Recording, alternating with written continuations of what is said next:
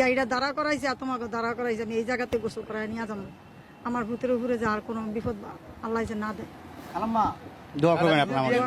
সবাই দোয়া করে বিপদ না আসে, আল্লাহ যে বিপদের থেকে মুক্তি করে, আল্লাহ যে ওরে ভালো রাখে। জানি না এটা আপনারা কিভাবে দেখবেন আমি জানি না, তারপরে এটা আপনারা একটু এই সোনার পানিটা গোসল করামু আর দুধ দিয়ে গোসল করামু। যাই হোক, এটা আপনারা আবার নেগেটিভলি নিয়ে নিন। হ্যাঁ, সোনার পানি আর এই যে দুধ, এটা দুধ খাবি না কেটে